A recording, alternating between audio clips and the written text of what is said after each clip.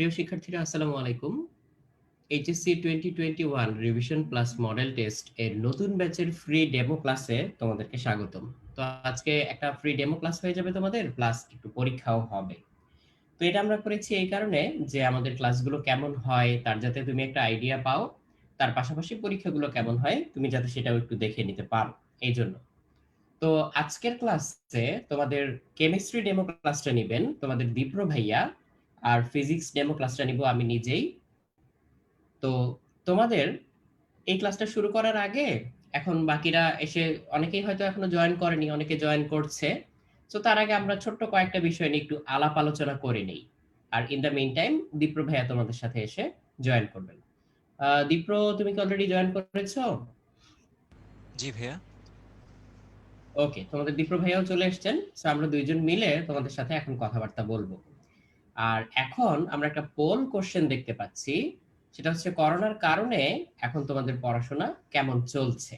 So এটা, so এই বিষয়ে তোমাদের সাথে এর আগেও বিভিন্ন সেমিনারে কথা হয়েছিল। তো আমি এখন একটু দেখতে চাচ্ছি যে সেখান থেকে অবস্থার কোনো পরিবর্তন হয়েছে কিনা, নাকি আগের মতোই আছে। তো অলরেডি আমি দেখতে পাচ্ছি যে ভালোভাবেই আগাচ্ছে, এটা এখনো সাহস করে তেমন কেউ বলতে পারছো না, একজন দুইজন বলছো। মোটামুটি এর পার্সেন্টেজটাও মোটামুটি 46%। আর সন্তোষজনক নয়, এটাও দেখা যাচ্ছে যে বেশ ভালো পরিমাণেই 45 46 এরকম মাঝখানে। মোটামুটি এটা এখন আবার একটু এগিয়ে যাচ্ছে আর কি। তো তোমাদের কুইক রেসপন্সের জন্য তোমাদেরকে ধন্যবাদ। তো এটাই আসলে অনুমেয় যে মোটামুটি চলছে কিংবা সন্তোষজনক নয়, এর পার্সেন্টেজটাই হচ্ছে সাধারণত বেশি থাকার কথা। তো এটা আমরা ভেবেছিলাম যে হয়তো এরকমই হবে, এবং দেখাও যাচ্ছে আসলে তাই। আর বোর্ড পরীক্ষার জন্য যদি জিজ্ঞেস করি যে তোমাদের প্রস্তুতি কেমন, এটা কেন জিজ্ঞেস করছি তার কারণ, যদি হচ্ছে তোমাদের এপ্রিল মাসে পরীক্ষাটা হয়ে যেত, মানে আগামী বছর যদি আমি ধরতাম যে এপ্রিল মাসে তোমাদের পরীক্ষা হয়ে যাবে, তাহলে কিন্তু এই কয়দিনে তোমাদের প্রস্তুতি শেষ হয়ে যাওয়ার কথা, যদি ওইটা আমরা ধরে নিই। তো যদিও আমরা দেখেছি যে মাননীয় শিক্ষামন্ত্রী বলেছেন এসএসসি পরীক্ষার কথা, যে হয়তো 1-2 মাস পিছাতে পারে, সেই অনুযায়ী তোমাদেরও হয়তো একটু পিছিয়ে যেতে পারে। তো সেই আলোকে যদি বলি, তাহলে এপ্রিল মাসে পরীক্ষার কথা মাথায় রেখে যদি তোমরা প্রস্তুতি নিতে, এতদিনে মোটামুটি শেষ হয়ে যাওয়ার কথা। এখন সুন্দরভাবে শেষ হয়েছে এটাই এই এখনো এই মুহূর্তে কেউ দাবি করেনি। মোটামুটিটাই, মোটামুটি বলতে গেলে 1/3, আর 2/3 হচ্ছে প্রস্তুতিতে যথেষ্ট গ্যাপ রয়ে গিয়েছে, তোমরা এরকম বলছো বা এরকম দাবি করছো। তো তোমাদের রেজাল্টটাই তোমাদেরকে একটু দেখিয়ে দিলাম আমি। আর এছাড়া যদি আমি এখন বলি যে রিভিশন প্লাস মডেল টেস্টের প্রয়োজনীয়তাটা কোথায়, তো সত্যি কথা বলতে এটা আমাকে আসলে বলে দিতে হবে না, কারণ এই শেষ মুহূর্তে এসে তোমরা বরং আমার চেয়ে বেটার বলতে পারবে যে যার যার নিড অনুযায়ী যে কার জন্য কোন জায়গাটা বেশি দরকার। কারো হয়তো পরীক্ষা ভীতি দূর করার জন্য এই জিনিসটা বেশি দরকার, যে বেশি বেশি পরীক্ষা দেওয়ার মধ্যে প্র্যাকটিস করার মাধ্যমে। কারো কারো হয়তো বিভিন্ন বিষয় ভিত্তিক যে প্রস্তুতি সেখানে ঘাটতি রয়ে গিয়েছে, তার জন্য ওই জায়গাটা বেশি দরকার। কেউ কেউ হয়তো অনেকদিন শুধুমাত্র ম্যাথ সলভ করার কারণে বা প্রবলেম সলভ করার কারণে পুরোপুরি যে একটা সৃজনশীল পরীক্ষা, স্ট্রাকচার্ড একটা পরীক্ষা যে আমরা দেই, যে প্রথমে জ্ঞানমূলক প্রশ্ন থাকে, ব্যাখ্যামূলক থাকে, তারপর হচ্ছে গাণিতিক সমস্যা, অনুধাবন, এরকম থাকে। সো এই প্র্যাকটিসটা অনেকের নেই। সো তার জন্য হয়তো এটা দরকার হতে পারে। কারো কারোর জন্য আবার হয়তো পরীক্ষায় যথাযথ সময় বন্টন, স্ট্র্যাটেজি ডেভেলপ করা, কোনটা আমি আগে উত্তর দিব, কোনটা পরে দিব, কোনটাতে কতটুকু সময় আমি বরাদ্দ রাখবো, এই প্র্যাকটিস হয়তো অনেকের নেই। আবার অনেকের হয়তো দুর্বলতার জায়গাগুলো চিহ্নিত করাটাই আগে দরকার, যে তারপরে আমি সেটা মিটিগেট করার জন্য ব্যবস্থা নিব।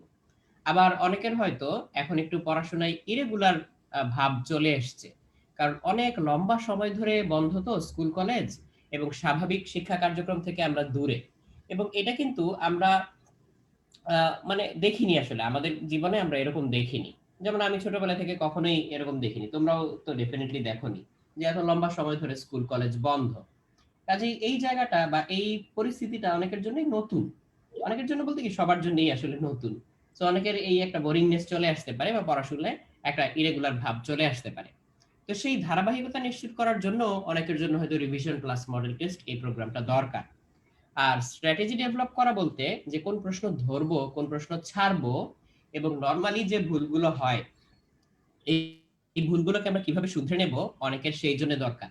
তো এই সবগুলো পয়েন্ট মাথায় রেখেই কিন্তু এই রিভিশন প্লাস মডেল টেস্ট প্রোগ্রামটা তৈরি করা। তো সবার হয়তো সব পয়েন্ট সমান রিলিভেন্ট না, বাট এখানে রিলিভেন্ট পয়েন্টগুলোকেই উল্লেখ করার জন্য চেষ্টা করেছি আমরা, যাতে সবাই বুঝতে পারো কার কোন পয়েন্টটাতে ধরে আগালে তোমার প্রবলেমটা আগে সলভ হয়ে যাবে বা তোমার প্রবলেমটা পুরোপুরি সলভ হবে। এই জন্য হচ্ছে এই জিনিসটা একটু মনে করিয়ে দেওয়া তোমাদেরকে। আর এছাড়াও যে ফিচারগুলো থাকবে সেটার মধ্যে থাকবে যে বোর্ডের যে স্ট্যান্ডার্ড প্রশ্নপত্র, সেগুলোর সাথে তোমাদের খুব ভালো একটা পরিচয় হয়ে যাবে পরীক্ষাগুলো দেওয়ার মাধ্যমে এবং রিভিশন ক্লাসগুলো করার মাধ্যমে। আর এই ক্লাসগুলো করার মাধ্যমে তোমার যার যার পার্সোনাল যে বিভিন্ন বিষয়গুলোতে গ্যাপ গুলো রয়ে যাচ্ছে, সেগুলো তুমি এখন পূরণ করে নেওয়ার জন্য সুযোগ পাবে। কিংবা অনেকে হয়তো এটা বুঝতে পারো না যে হ্যাঁ ঠিক আছে, আমি এই ম্যাথমেটিক্যাল প্রবলেমটা হয়তো সলভ করতে পারি, কিংবা উচ্চতর দক্ষতামূলক একটা প্রশ্ন, এটার কি উত্তর দিলে আসলে আমি ফুল মার্ক দাবি করতে পারি, এই জায়গাটায় অনেকের হয়তো ঘাটতি থাকে। কিংবা মার্কস বেশি পাওয়ার যে কৌশল আয়ত্তকরণ, সর্বনিম্ন সময়ে কিভাবে উত্তর করলে আমি সবচেয়ে বেশি মার্ক পেতে পারি, এই জায়গাটা আয়ত্তকরণ, এটা অনেকের দরকার হতে পারে। আবার আমরা দেখি যে কয়েক বছর পরে পরে প্রশ্নের ধারা একটু একটু করে চেঞ্জ হয়। সো তুমি যদি সমসাময়িক প্রশ্নগুলো সলভ করো বিগত কয়েক বছরের, তাহলে এই ধারাটার সাথে তুমি পরিচিত হতে পারবে। তাহলে তোমার ওই জায়গাটা বা প্যাটার্ন ডেভেলপের জায়গাটা ওইটা কিন্তু হয়ে যাচ্ছে, এখানে প্র্যাকটিসটা হয়ে যাচ্ছে। তার সাথে সাথে তুমি যদি একই সিলেবাসের উপরে বেশি বেশি পরীক্ষা দিতে থাকো, রিভিশন পরীক্ষাগুলো দাও, তাহলে হচ্ছে তোমার প্রত্যেকটা পরীক্ষা দেওয়ার সাথে সাথে এক্সাম স্কিল গুলো বাড়তে থাকবে। আমি শুধু অঙ্ক পারাটাকে বা ম্যাথমেটিক্যাল প্রবলেম সলভ করাটাকে এক্সাম স্কিল বলছি না। এক্সাম স্কিল বলতে সময় বন্টন থেকে শুরু করে এফিশিয়েন্টলি অ্যান্সার করা, দেখা মাত্র বুঝতে পারা যে কোন উত্তরটা আমি দিব, কোন উত্তরটা ছেড়ে দিব, কোনটায় কতটুকু টাইম বরাদ্দ রাখবো, এই ব্যাপারগুলো কিন্তু অনেক বেশি গুরুত্বপূর্ণ ফাইনাল পরীক্ষার জন্য। সো এই জায়গাগুলো তোমাদের এখানে প্র্যাকটিস হবে, এবং এই প্র্যাকটিসগুলো হওয়ার মাধ্যমে আসলে তোমার কনফিডেন্সটা অর্জন হবে। সো ওই কনফিডেন্টলি পরীক্ষা দিতে বসলে তখন তুমি হচ্ছে সহজেই অনেক কিছু লিখে ফেলতে পারবে বা করে ফেলতে পারবে, যেটা তুমি জবুথবু হয়ে বা কনফিউজড হয়ে বা অজান্তে পরীক্ষায় দিতে বসলে যেটা হয়তো অ্যাচিভ করা সম্ভব হতো না। তো এগুলো হচ্ছে মডেল টেস্টের যে প্রয়োজনীয়তা। তো আমি আর দেরি না করে তোমাদের দীপ্র ভাইয়াকে একটু আহ্বান করছি যে কেমিস্ট্রির উপরে তোমাদের ছোট্ট একটা ডেমো ক্লাস নিয়ে নেওয়ার জন্য। তো আমি স্ক্রিন শেয়ারিংটা অফ করছি। দীপ্র। আসসালামু আলাইকুম সবাইকে। আশা করি সবাই ভালো আছো, সুস্থ আছো। আমি সাদাত আহমেদ দীপ্র। আমি বুয়েটে পড়াশোনা করছি আর উদ্ভাসে কেমিস্ট্রি ক্লাস নেই। তো আজকে তোমাদের এই যে এইচএসসি মডেল টেস্ট প্রোগ্রামটা যখন শুরু হবে, তখন কিন্তু আমাদের ক্লাসের পাশাপাশি পরীক্ষা একসাথে থাকছে। অর্থাৎ আমরা প্রথম দিন কোন একটা টপিক পড়ানোর পরে সেই টপিকের উপরই কিন্তু পরের দিন আমাদের পরীক্ষাটা থাকে। সো এইভাবে করে যেটা হয়, আমাদের একটা প্যারালাল প্রিপারেশন হয়ে যায়। সেম টপিকের উপর আগের দিন ক্লাস করলাম, ওই একই টপিকের উপর পরের দিন পরীক্ষা দেওয়ার কারণে কিন্তু প্রিপারেশনটা বা আমার উইকনেস বা সিলেবাস কোথায় আমার শেষ করা একটু বাকি আছে, এই জিনিসগুলো কিন্তু অনেক ভালোভাবে বোঝা যায়। তো অনেকের সাথে হয়তো পরিচয় আছে যারা কিনা আমাদের এই অনলাইন প্রোগ্রামে, হয়তো অনেকে দ্বিতীয় বর্ষের যে একাডেমিক প্রোগ্রাম চলছিল সেখানে ভর্তি ছিলে, এবং এখন যে আমাদের এইচএসসি মডেল টেস্ট প্রোগ্রামটা শুরু হতে যাচ্ছে আবার, সেটা তো আশা করি তোমরা ভর্তি হবে। সো এখানে তোমাদের জন্য যারা একেবারেই আমাদের এই সিস্টেমটার সাথে নতুন, তাদের জন্য একটু ছোট্ট করে আমরা কেমিস্ট্রি কিছু টপিক দেখব এবং একটু আইডিয়া করব অ্যাকচুয়ালি এইচএসসি মডেল টেস্টের ক্লাসগুলো আমরা কিভাবে অপারেট করতে চাচ্ছি বা কিভাবে আমাদের এই ক্লাসগুলো এখানে নেওয়া হবে। তার কারণ এখন কিন্তু আমরা রিভিশন দিচ্ছি। সো আমরা কিন্তু একটা ক্লাসে যে অনেক বেশি পড়া পড়ে ফেলবো তা না। আমরা মেইনলি ওই সব জিনিসপত্রগুলো পড়াশোনা করার ট্রাই করব যেগুলো কিনা আমাদের পরীক্ষার জন্য, অর্থাৎ বোর্ড পরীক্ষার জন্য শেষ মুহূর্তে সবচেয়ে বেশি ইম্পর্টেন্ট। অবশ্যই আমি যদি সময় বিবেচনা করি, আমার কাছে বই রিভিশন দেওয়ার অনেক টাইম আছে, কিন্তু যখন তোমার একদিন ক্লাস থাকবে, পরের দিনই পরীক্ষা থাকবে ওই টপিকের উপর, তখন কিন্তু তোমার প্রিপারেশনটা অনেক কুইকলি নেওয়া লাগবে এবং কিছু স্পেসিফিক টপিককে গুরুত্ব দিয়ে পড়ার কিন্তু ব্যাপার আছে বোর্ড পরীক্ষার ক্ষেত্রে। সো আমি এখন আমার স্ক্রিনটা শেয়ার করছি, আমরা একটু দেখে নিই যে আমাদের কেমিস্ট্রি ক্লাসে আমরা কি ধরনের পড়াশোনা আসলে করব। আমি আমার স্ক্রিনটা শেয়ার করছি।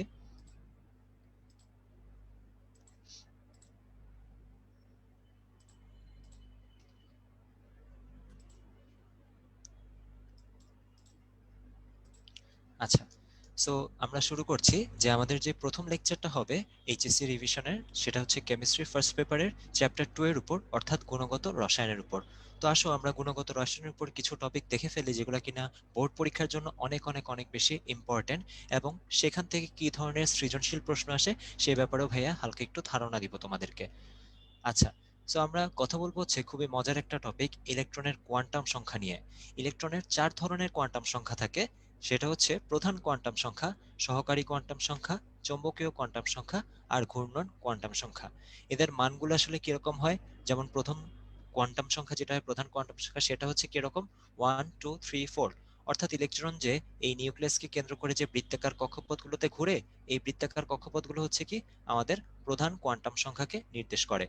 তারপর আমরা জানি যে এই যে প্রধান কক্ষপথগুলো আরো কতগুলো উপশক্তি স্তরে বিভক্ত, এবং তাদেরকে আমরা কি নামে চিনি, আমরা নাম দিই হচ্ছে এস, পি, ডি, এফ। এই যে এস, পি, ডি, এফ, এদের জন্য হচ্ছে আমরা কি ব্যবহার করি, সহকারী কোয়ান্টাম সংখ্যা জিনিসটা।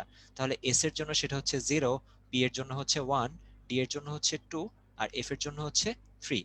এভাবে আমরা কিন্তু এগুলো বের করতে পারি। তারপর যদি আমরা চৌম্বকীয় কোয়ান্টাম সংখ্যাটা দেখি, এটার সাথে কিন্তু আবার এল এর সাথে রিলেশন আছে।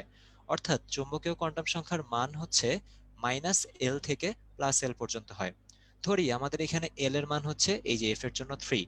সো সেই ক্ষেত্রে আমরা কি বলতে পারি, আমাদের এখানকার চৌম্বকীয় কোয়ান্টাম সংখ্যা হবে -3 থেকে +3 পর্যন্ত। অর্থাৎ এই জিনিসটা আমাদের জন্য চিন্তা করা সহজ হয় যদি আমরা সংখ্যা রেখা বিবেচনা করি একটা। যেমন এখানে খেয়াল করো, এই যে -3 থেকে শুরু হয়ে -3, -2, -1, 0, 1, 2, 3। তাহলে এটা আমরা দেখলাম কি, যদি আমাদের এল এর মান 3 হয় তখন আমাদের চৌম্বকীয় কোয়ান্টাম সংখ্যাগুলো কি কি হতে পারে।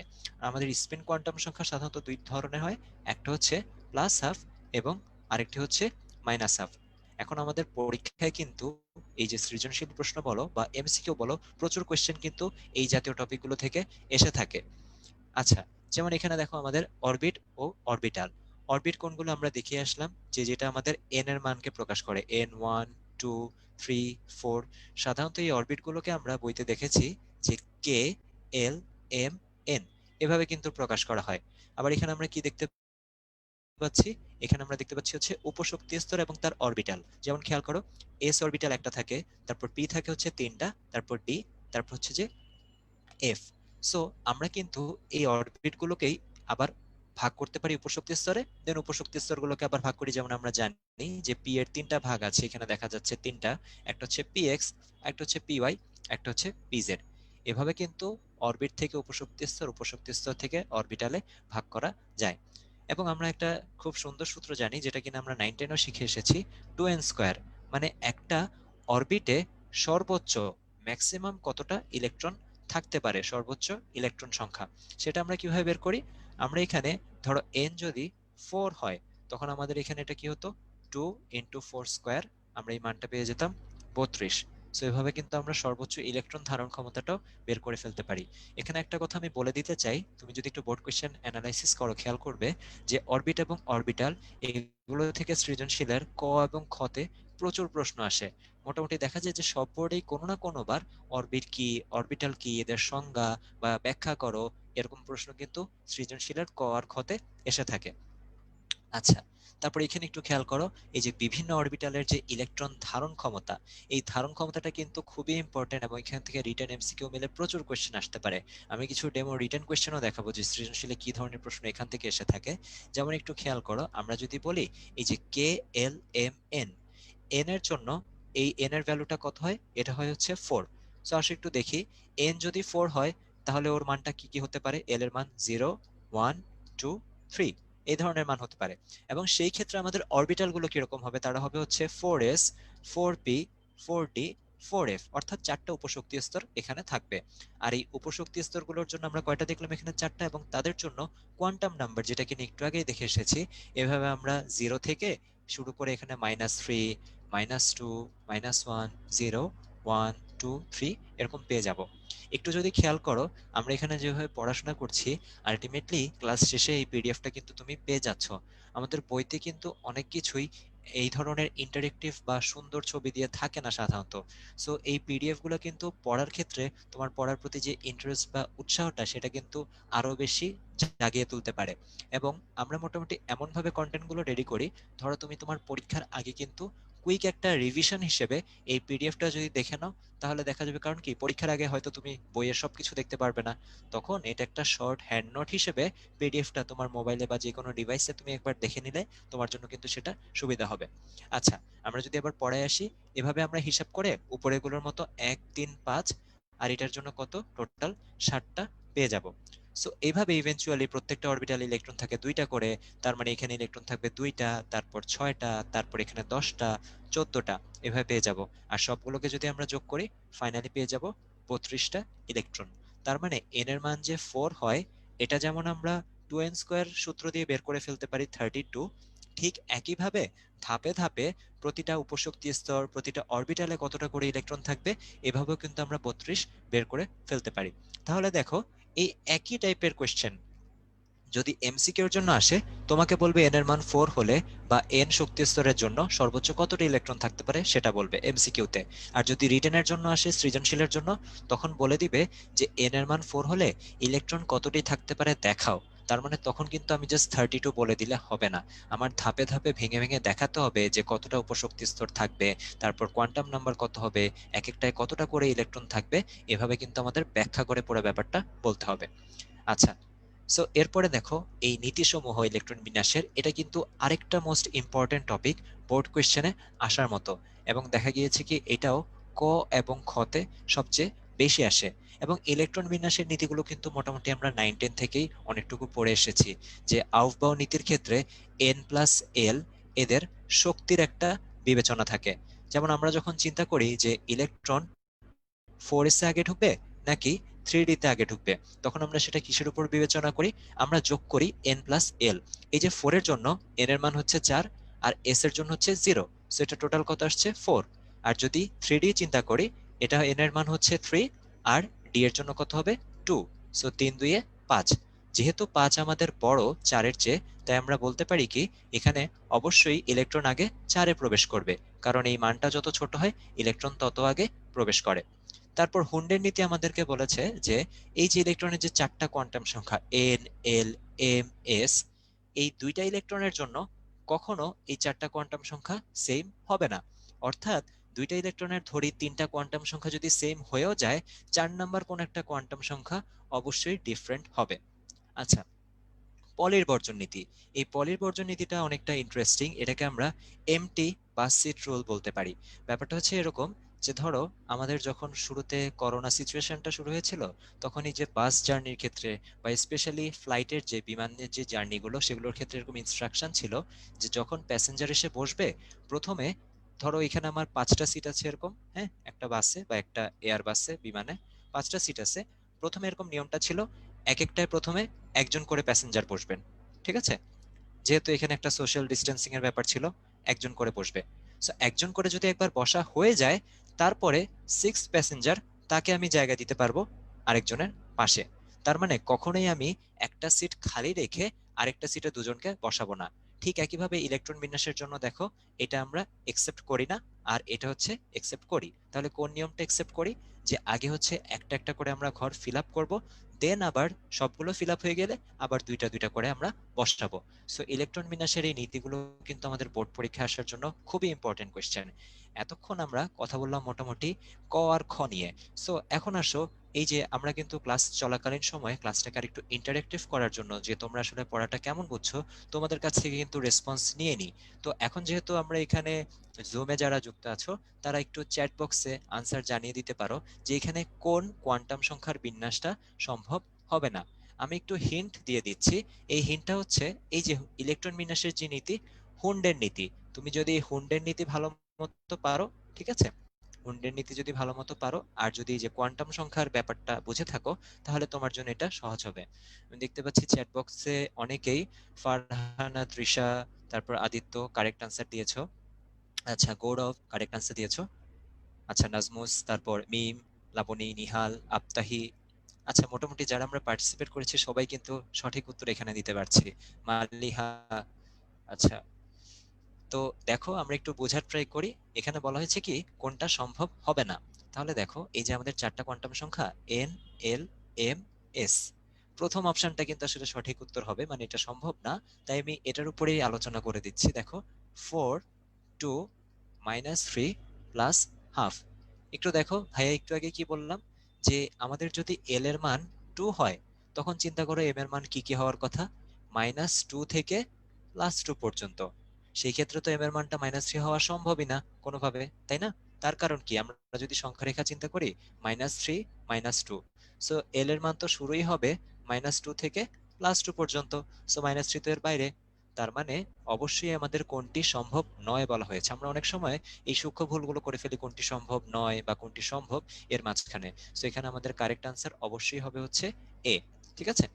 আচ্ছা, সো আমরা যখন ক্লাস করব তখন এগুলো আসলে আমরা পোল লঞ্চ করি, যেমন একটু আগে তোমরা বিভিন্ন ভোট দিচ্ছিলে, এই পোলের মাধ্যমে তোমাদের কাছ থেকে আমরা রেসপন্সটা নেই।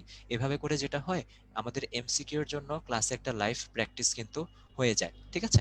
আচ্ছা, সো চলো আমরা তাহলে এবার একটু সামনের দিকে যাই। এখন আমি কথা বলতে চাচ্ছি এই চ্যাপ্টার থেকে বা এই টপিকগুলো থেকে গ আর ঘতে যেই প্রশ্নগুলো আসে সেগুলো নিয়ে। এতক্ষণ তো ক খ নিয়ে কথা বললাম যে ক খ টপিকগুলো কোত্থেকে আসে।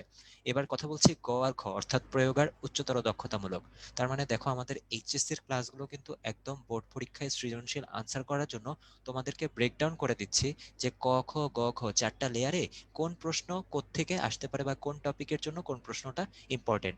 সো এখানে খেয়াল করো, এগুলো আমরা জানি যে শক্তি সমান কি, এইচ হচ্ছে প্ল্যাঙ্কের ধ্রুবক।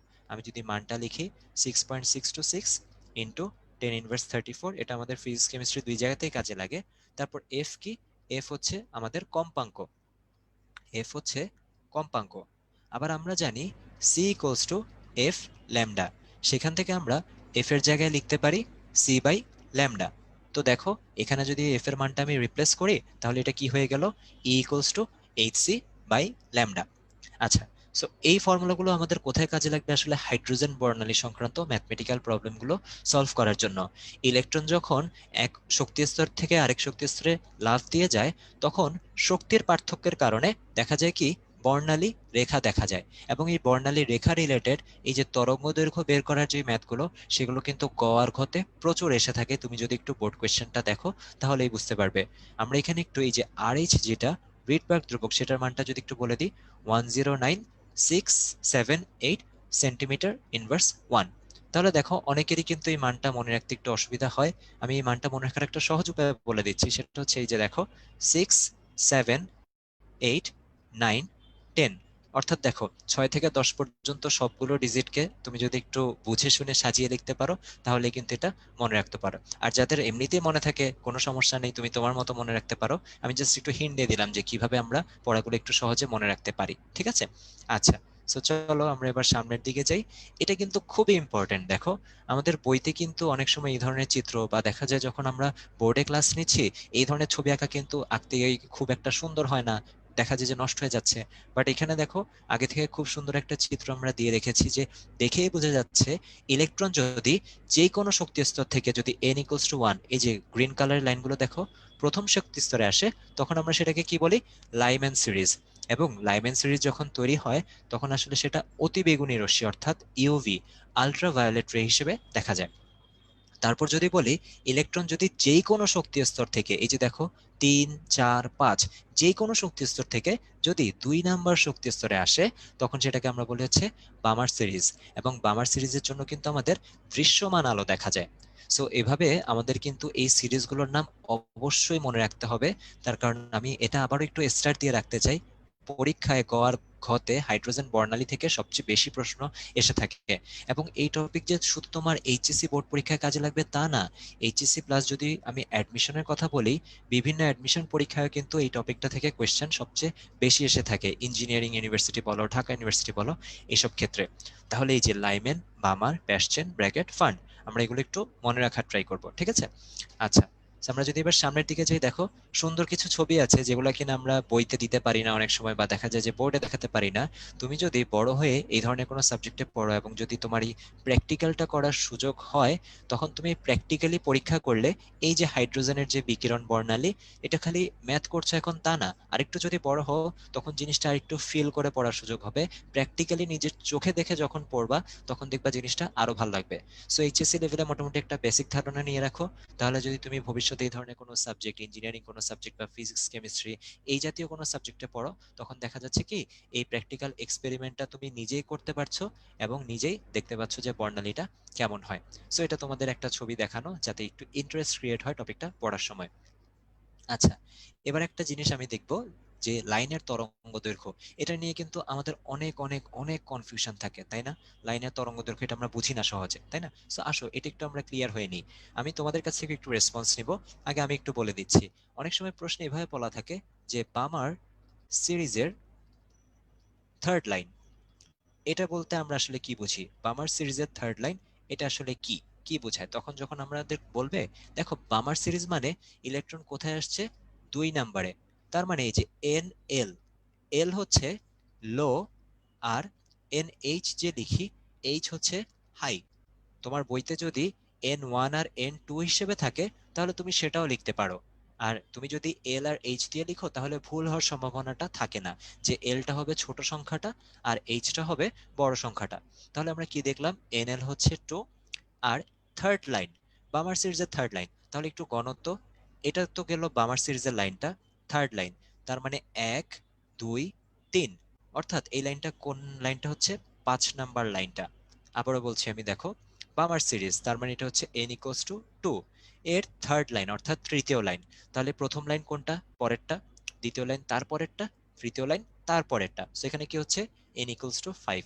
তাহলে আমরা বলতেই পারি যে আমাদের যদি এটা বামার সিরিজের জন্য 2 হয়, থার্ড লাইন বলতে এটার সাথে যদি আমি এই 3টা যোগ করে দিই তাহলে আমরা পেয়ে যাব 5, এবং এটাই হচ্ছে আমাদের কি হবে, এন এইচ এর মানটা। তাহলে দেখো আমাদের ফর্মুলার জন্য তো আলটিমেটলি কি দরকার ছিল, এই এন এলটা দরকার ছিল আর এন এইচটা দরকার ছিল, সো আমরা পেয়ে গেলাম। এখানে হবে এটা কি 2 স্কয়ার, আর এটা কি হবে 5 স্কয়ার, আর এইচ এর মান তো আমরা দেখলামই। তাহলে এখন যারা আমাদের সাথে এখানে জুম অ্যাপের মাধ্যমে যুক্ত আছো তারা একটু চ্যাট বক্সে একটা জিনিস আনসার করে দিতে পারো। আমি একটু ফরম্যাটটা বলে দিচ্ছি কিভাবে আনসার করবে। NL, NH এভাবে আনসার করবে, যেমন এই প্রশ্নের উত্তরটা হতো 2,5। ঠিক আছে, এভাবে তুমি একটু উত্তরটা করে দিবে, যে আমাকে যদি একটু বলো প্যাসচেন সিরিজের ফোর্থ লাইন, একটু দেখতে চাচ্ছি আমি চ্যাট বক্সে, তোমরা রেসপন্স করে জানিয়ে দাও। এভাবে কমা কমা দিয়ে জানিয়ে দিবে যে প্যাসচেন সিরিজের ফোর্থ লাইন আসলে কোনটি হবে। চমৎকার, দেখা যাচ্ছে অনেকের সাথে সাথে উত্তর দিয়ে দিচ্ছ। নাম যে পড়বো অনেক উত্তর চলে এসেছে, সুধা, তারপর আদিত্য, তারপর আপ্তাহি, অনির্বাণ, তারপর পারসা, মৌমিতা, নাজমুস সাদাত, আচ্ছা সিফাত, অনেকেই উত্তর দিতে পেরেছো, আশরাফুল, আচ্ছা গৌরব, শুভ, আচ্ছা চমৎকার। সো দেখো আমরা কিন্তু এই জিনিসটা বুঝে গিয়েছি, এবং এই এই ধরনের টপিকগুলো তোমার কিন্তু আবারও যেটা বলছি এইচএসসি না অ্যাডমিশনের সময় কিন্তু আসলে প্রচুর কাজে দিবে। এবং খেয়াল করো প্যাসচেন সিরিজ বলতে এই যে লাইমেনের পরেরটাই কিন্তু হচ্ছে প্যাসচেন, সো এটার জন্য এনএল ছোটটা কি হবে, ছোটটা হবে 3, সো এটার 4 নাম্বার লাইন, অর্থাৎ 3-এর সাথে যদি তুমি 4 যোগ করো তাহলে 7, অর্থাৎ এই 7টাই হচ্ছে আমাদের এনএইচ। এবং তুমি যদি এনএল আর এনএইচ এর মানটা জানো তাহলে ম্যাথ করা তো খুবই ইজিয়ার, তাই না? আচ্ছা, সো এই পর্যায়ে আমরা যেটা বলছিলাম, আমরা যখন ক্লাসগুলো করাবো তখন আমরা কোনো একটা কনসেপ্ট বা টপিক বোঝানোর পরে ওই টপিক থেকে কি কি সৃজনশীল প্রশ্ন আসলে এসেছে বিভিন্ন বোর্ড পরীক্ষায় সেটা তোমাদেরকে ডেমো কোয়েশ্চেন হিসেবে দেখাবো। তাহলে এখানে দেখো বলা হচ্ছে যে কোয়ান্টাম সংখ্যা ব্যবহার করে ডি শক্তি স্তরের অরবিটাল সংখ্যা নির্ণয়পূর্বক ইলেকট্রন সংখ্যা নির্ণয়ের জন্য। একটু খেয়াল করো ভাইয়া, যে আমরা যদি এখানে বলি এই যে ডি হচ্ছে কি 4 নাম্বার শক্তি স্তরটা, অর্থাৎ n = 4। আমরা কিন্তু একটু আগে যে ছকটা দেখছিলাম এই ছকের মধ্যে কিন্তু এই যে n = 4 এর জন্যই এই জিনিসটা কমপ্লিটলি দেখিয়ে এসেছি। তাহলে ভাইয়া বলেছিলাম যে একটা ধারণা দিব যে বোর্ড কোয়েশ্চেন কেমন আসতে পারে। তাহলে দেখো আবার যদি বোর্ড কোয়েশ্চেনটা ফেরত যাই আমরা, এখানে কিন্তু আমাদের বোর্ড কোয়েশ্চেনটায় এটা বলে নাই যে তুমি বলো যে কয়টা ইলেকট্রন থাকতে পারে, জাস্ট এভাবে বলে দাও। বলে দিয়েছে যে অরবিটালের সংখ্যা নির্ণয় পূর্বক, অর্থাৎ ধাপে ধাপে সব আমার বের করতে হবে। আমার প্রথমে বের করতে হবে যে আচ্ছা এন এর মান যদি 4 হয় তাহলে এল এর মান কি হবে 0 1 2 3, সেটার জন্য কি কি হবে 4s 4p 4t 4f, এভাবে সব ধাপে ধাপে বের করে দেন আমাদের টোটাল হিসাবটা বলতে হবে যে আচ্ছা এখানে 32টা ইলেকট্রন থাকতে পারে। তারপর পরের কোয়েশ্চেনটা দেখো, এটাও কিন্তু আমরা টপিকটা ধারণা দিয়ে এসেছি। বলা হচ্ছে যে বি শক্তি স্তরের তৃতীয় রেখা, তাহলে দেখো বি শক্তি স্তর কোনটা, 2 নাম্বারটা, তার মানে এখানে আমাদের এনএলটা হচ্ছে কত 2, আর এর তৃতীয় রেখা অর্থাৎ একটু আগে যে এক্সাম্পলটা দেখলাম এনএইচ কত হবে 5 হবে, 2 এর সাথে 3 যোগ করলে 5। তাহলে তুমি সরাসরি কি করবে, এখানে ফর্মুলায় বসিয়ে দিবে, আর এইচ এর মান বসাবে, তারপর 1/2 স্কয়ার মাইনাস 1/5 স্কয়ার। এভাবে যদি তুমি হিসাব নিকাশ করে ফেলো তাহলে তুমি এখান থেকে ল্যামডার একটা মান পেয়ে যাবে, এবং দেখা যাবে কি ওই ল্যামডার মানটা দৃশ্যমান আলোর সাথে মিলে গিয়েছে। আমরা যদি খেয়াল করি দৃশ্যমান আলোর রেঞ্জটা হচ্ছে 380 থেকে মোটামুটি 750 ন্যানোমিটার। সো এখানে তোমার যে উত্তরটা আসবে সেটা অবশ্যই এই রেঞ্জের মধ্যে আসবে। যদি আসে তাহলে বলবে যে হ্যাঁ এটা দৃশ্যমান হবে, আর যদি এই রেঞ্জের মধ্যে না আসে তাহলে বলবে যে দৃশ্যমান হবে না। তাহলে বই পড়ার পাশাপাশি বুঝে পড়াটা কেন গুরুত্বপূর্ণ, তার কারণ সেটা আমাদের সৃজনশীল প্রশ্ন উত্তর করতে অনেক অনেক অনেক হেল্প করবে। আচ্ছা, আসো আমরা এবার আরেকটা ডেমোনস্ট্রেশন প্রশ্ন দেখে নিই। এই যে 2D অরবিটাল সম্ভব নয়, আমরা কিন্তু বলেই আসলাম যে আমাদের n এর মান যদি 2 হয়, l এর মান কি হবে 0 থেকে n-1 পর্যন্ত। তাহলে দেখো এই ক্ষেত্রে l এর মান কি কি হওয়া সম্ভব, 0 হওয়া সম্ভব, আর 2 থেকে 1 বাদ গেলে 1 হওয়া সম্ভব। তাহলে আমরা কিন্তু এটা জানি যে কি কি হয়, 2s হয় আর 2p হয়। যেহেতু আমাদের একটু খেয়াল করো s p d f মানগুলো কেমন ছিল, 0 1 2 3, তাই না? তো এখানে যেহেতু আমাদের এই D2টা আমি পাচ্ছি না, এই জন্যই কিন্তু দেখো মান কি কি পাচ্ছি, 0 আর 1। যেহেতু 2 পাচ্ছি না, এই জন্যই 2D সম্ভব না, শুধুমাত্র সম্ভব হচ্ছে 2s আর 2p। সো দেখো এই ধরনের প্রশ্ন কিন্তু খতে আসে। আর গটা একটু খেয়াল করো, বলা হচ্ছে যে y যে মৌলটি তার সর্বশেষ অরবিটালের ইলেকট্রনগুলোর জন্য এখানে আমাদের 4টি কোয়ান্টাম সংখ্যা বের করতে বলা হয়েছে। তার আগে তোমার বুঝতে হবে আসলে ওয়াই মৌলটি কি হবে। তোমরা চাইলে চ্যাট বক্সে রেসপন্স করে জানাতে পারো যে ওয়াই মৌলটি কি হবে, এটা কি আমরা বুঝতে পারছি নাকি। এই যে এখানে আমাদের দেখো ওয়াইটা কোনটা, ওয়াইটা হচ্ছে এটা, সে দ্বিতীয় পর্যায়ে আছে এবং কই আছে, 15 গ্রুপে আছে। সো আমাদের 15 গ্রুপে দ্বিতীয় পর্যায়ে কোন মৌলটি থাকে। হ্যাঁ, এখানে আমি মিক্সড উত্তর দেখতে পাচ্ছি। কেউ কেউ বলছি যে এটা হবে হচ্ছে আমাদের নাইট্রোজেন, আবার কেউ কেউ বলছি এটা হচ্ছে ফসফরাস হবে। একটু খেয়াল করো ভাইয়া, নাইট্রোজেন কিন্তু দ্বিতীয় পর্যায়ে থাকে। সো এটা আসলে ওয়াইটা হবে নাইট্রোজেন, আর যারা ফসফরাস ভাবছিলে, ফসফরাস আসলে নিচেরটা হবে, একদম নাইট্রোজেনের নিচেরটাই হচ্ছে কিন্তু ফসফরাস। সো দেখো এই গ প্রশ্নে যে আসলে মৌলটা আইডেন্টিফাই করতে পারবে না, সে বাকি কাজ করে কিন্তু কোনো লাভ হচ্ছে না। সো তোমার প্রথম কাজ কোনটা, প্রথম কাজ হচ্ছে আসলে মৌলটা সঠিকভাবে আইডেন্টিফাই করতে পারা। সেটা যদি তুমি করতে পারো, তাহলে তুমি ফার্দার বের করতে পারবে যে তার কোয়ান্টাম সংখ্যাগুলো কত হবে। এই জন্য বোর্ড পরীক্ষার সময় খুব ঠান্ডা মাথায় আগে প্রশ্নে কি চেয়েছে সেটা আমাদের বুঝতে হবে। যদি তুমি ওই ধাপটায় ফেল করো, একদম প্রাইমারি ধাপটায় যদি ফেল করো, তাহলে কিন্তু ভাইয়া বাকি কোয়ান্টাম সংখ্যাটা বের করে আসলে তোমার কোনোই লাভ হচ্ছে না। সো দেখো এটা হবে আমাদের নাইট্রোজেন, ঠিক আছে? নাইট্রোজেনের জন্য ওর ইলেকট্রন থাকে হচ্ছে টোটাল 7টা, তাই না? সো ইলেকট্রন বিন্যাস কি হবে, 2,5। তাহলে দেখো আমরা যদি এটা ভেঙে লিখি কি হয়, 1s2, 2s2, তারপরে 2p3। বলা হয়েছে যে সর্বশেষ অরবিটাল, সর্বশেষ অরবিটাল কোনটা তাহলে, 2p3। এবং আমি যদি এটাকে আর একটু ভেঙে লিখে দেখাই, 2p3 তে ইলেকট্রন কিভাবে থাকে দেখো, ইলেকট্রন থাকে হচ্ছে এভাবে, একটা ওই যে বাস সিটের মতো, এমটি বাস সিটের মতো, একটা, দুইটা, তিনটা, তিনটা এভাবে থাকে, তাই না?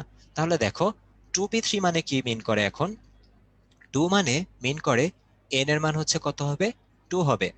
তারপরে পি মানে মিন করে হচ্ছে এল এর মান কি হবে দেখো, পি এর জন্য এল এর মান হয় হচ্ছে 1, তাহলে এটা হবে 1। তারপর খেয়াল করো এম এর মান কি কি হতে পারে, আমরা একটু আগেই দেখেছিলাম সেটা একটা পোল কোশ্চেনের মাধ্যমেও, -1, 0, 1। এই তিনটা মান কিন্তু চৌম্বকীয় কোয়ান্টাম সংখ্যা, ম্যাগনেটিক কোয়ান্টাম নাম্বারটা হতে পারে। সো আমাদের এখানে কি হবে, এম এর মানটা -1, 0 আর 1। আর যদি এস এর কথা বলি, এস এর মান আসলে প্লাস হাফ বা মাইনাস হাফ যে কোনো একটা হতে পারে।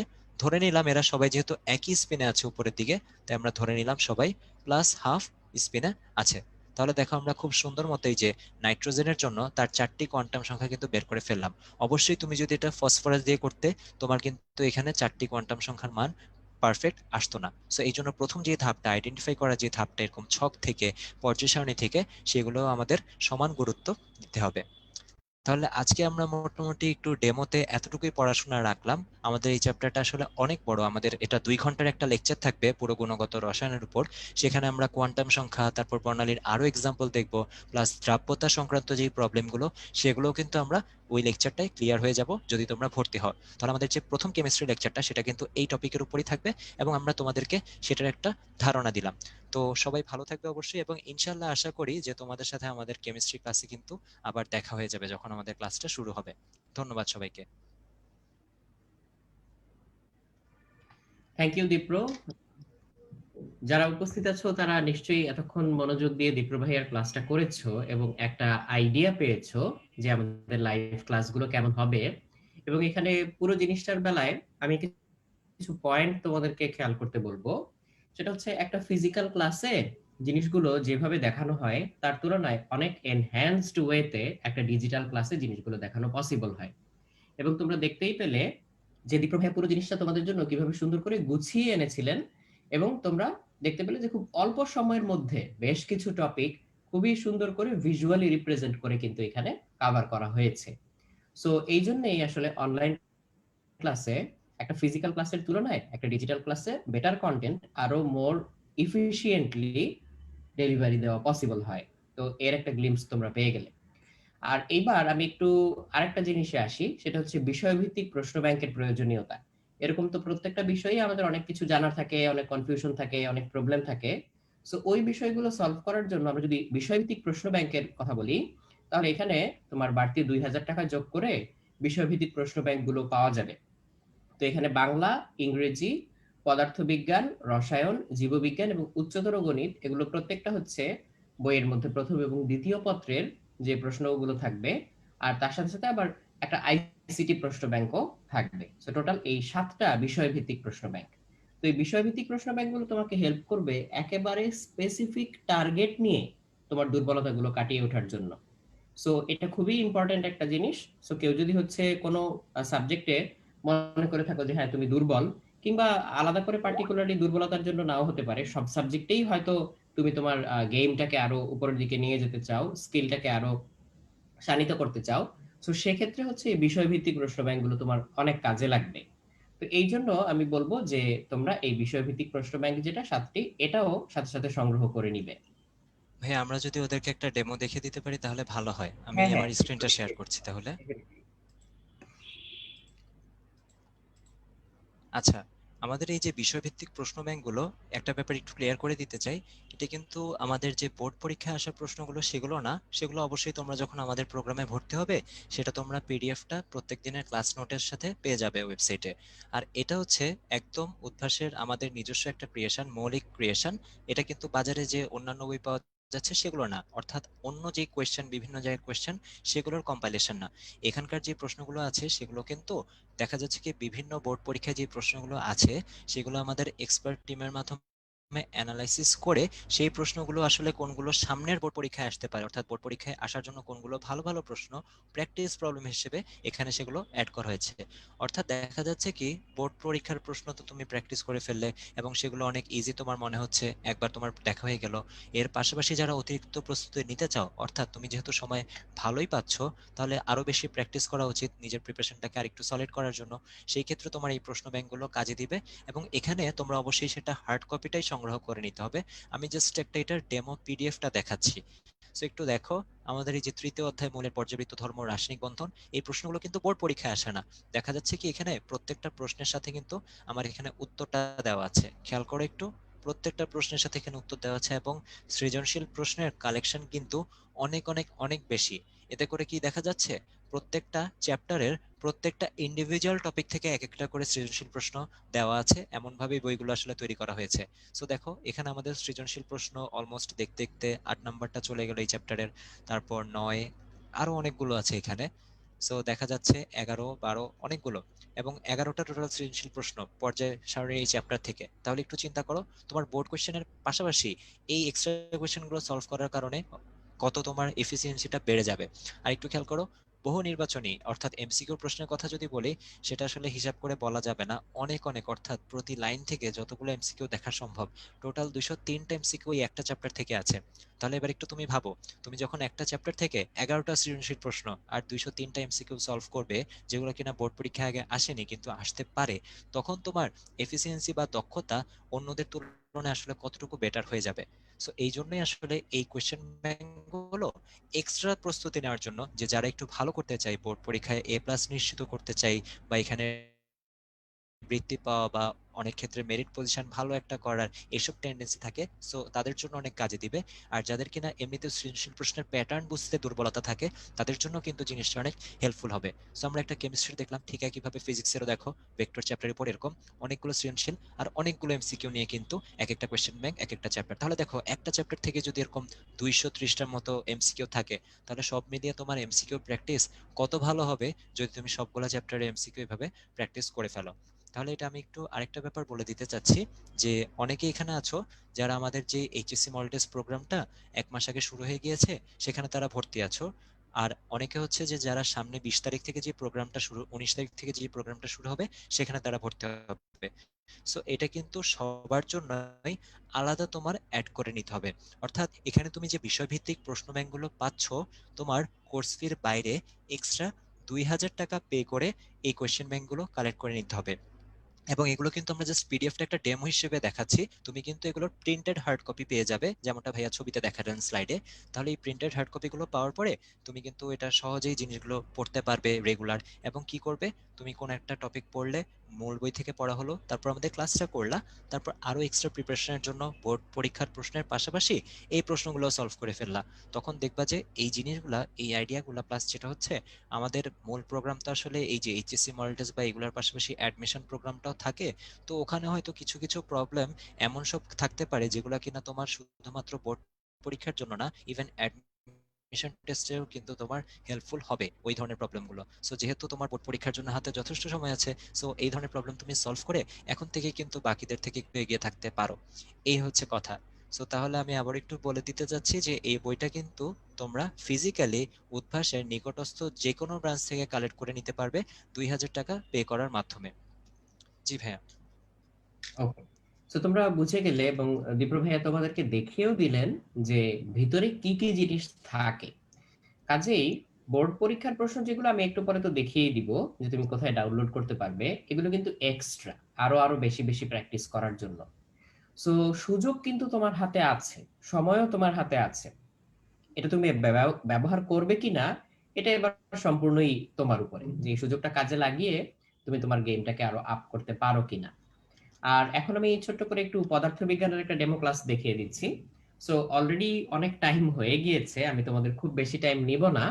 আমি হচ্ছে আজকের রিলেভেন্ট কিছু টপিক তোমাদেরকে দেখাবো, দুইটা আলাদা টপিক আমি তোমাদেরকে একটু দেখাবো, তোমরা সবাই একটু খেয়াল করো।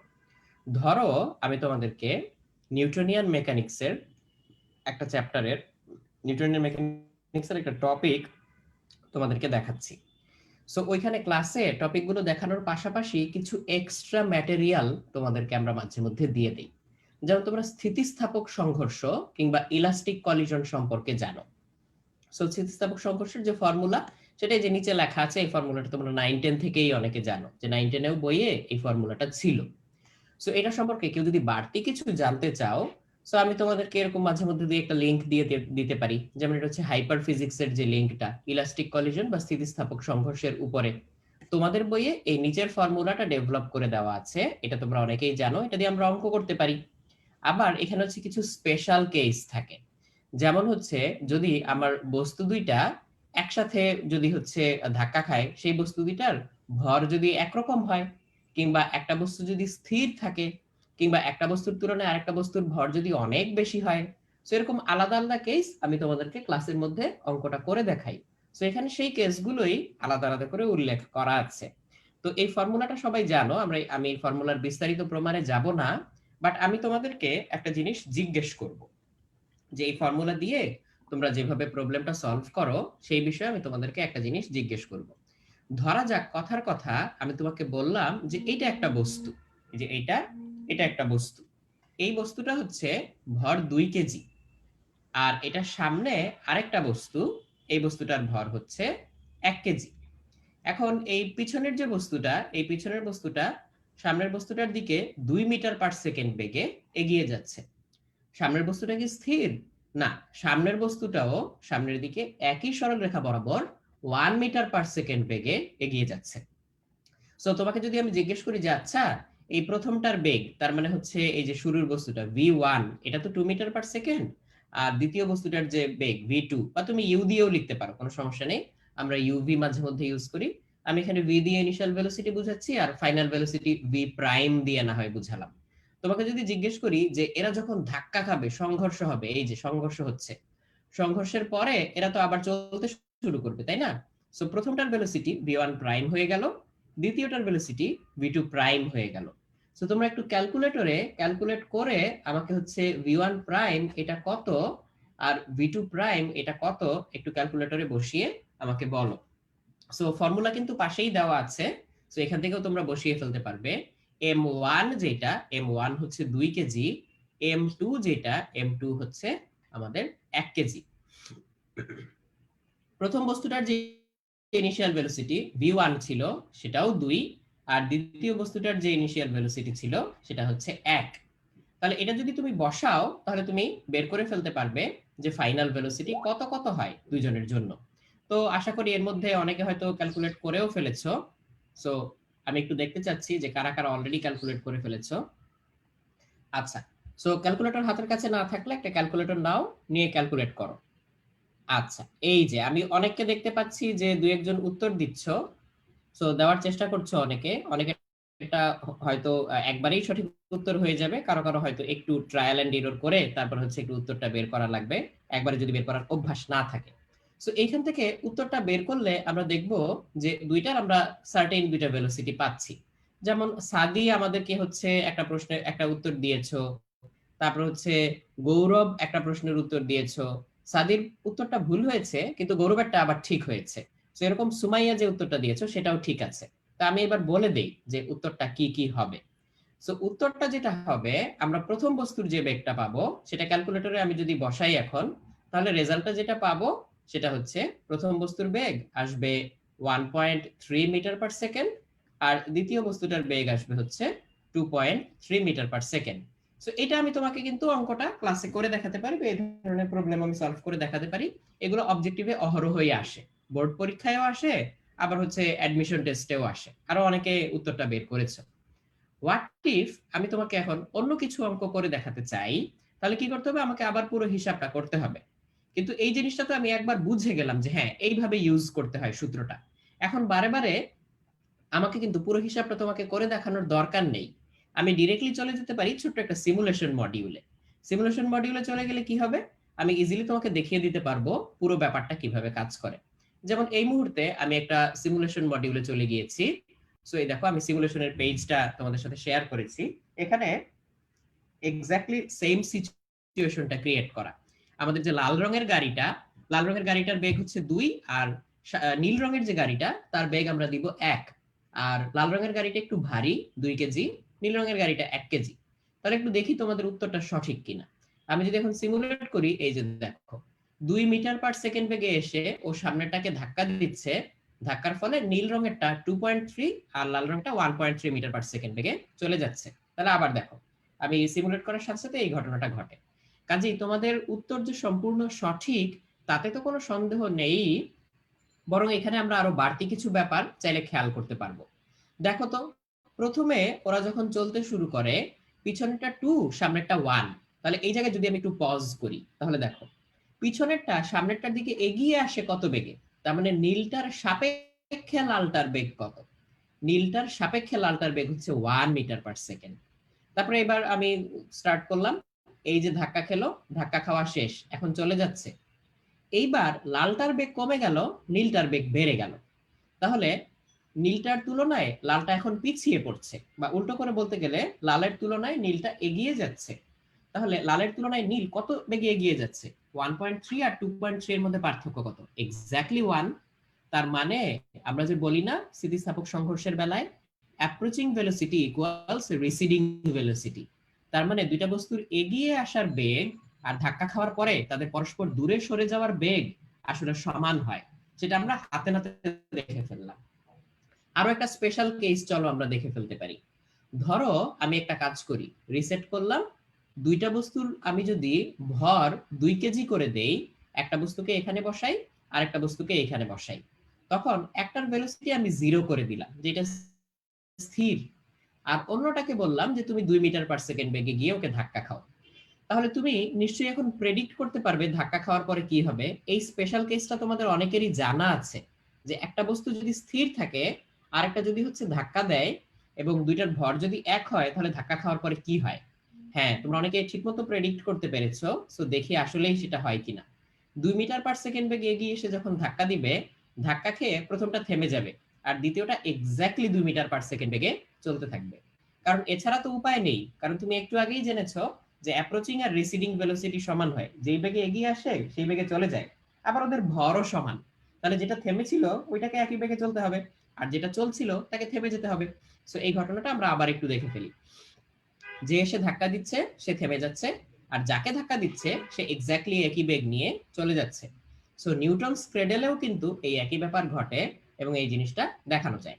হোয়াট ইফ আমি দ্বিতীয়টাকে একটু বেশি দিয়ে দিলাম বেগ, আর প্রথমটাকে হালকা করে দিলাম, তারপরে হচ্ছে ওকে ভেলোসিটি বাড়িয়ে দিয়ে ধাক্কা দিই, তখন দেখো তো দ্বিতীয়টার ভর কিন্তু বেশি, তাহলে এবার ধাক্কা খেয়ে প্রথমটা উল্টো দিকে ফেরত আসে এবং একটা +1.5 আর একটা -1.5 বেগে যায়। তাহলে দুইটা যোগ করলে কিন্তু এখনো আপেক্ষিক বেগ 3 থাকে।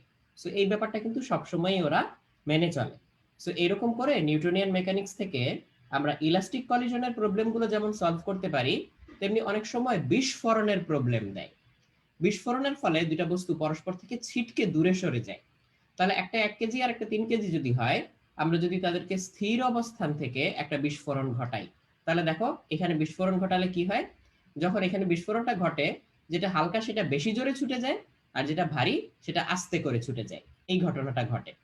আবার আমরা এমনও করতে পারতাম যে তোমাকে যদি আমি এই প্রশ্নটা করতাম যে আচ্ছা বলো তো, যে আমি যদি দুইটাকে একই দিকে চলমান অবস্থায় বিস্ফোরণ ঘটাই, তখন কি হবে?